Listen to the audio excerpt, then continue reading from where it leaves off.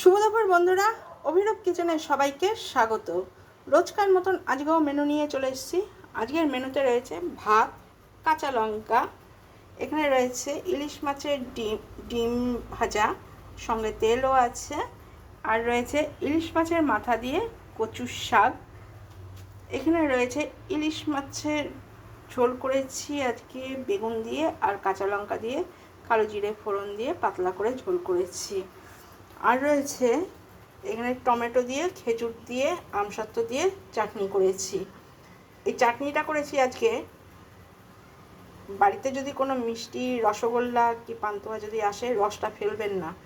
রসটা দিয়ে, মিষ্টির রস দিয়ে চাটনি করলে চিনিটাও কম লাগে, কিন্তু খেতে খুব টেস্ট হয়। আমি তো ফেলি না, আমি মিষ্টির রস দিয়ে করি, কারণ আজকেও মিষ্টির রস দিয়েছি, রস ছিল দিয়েছি।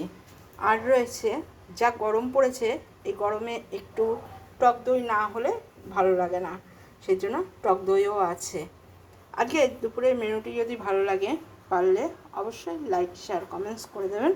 যারা ইউটিউব থেকে দেখছেন তারা সাবস্ক্রাইব করে আমার পাশে থাকবেন, যারা ফেসবুক থেকে দেখবেন তারা সাবস্ক্রাইব করে আমার পাশে থাকবেন। ধন্যবাদ।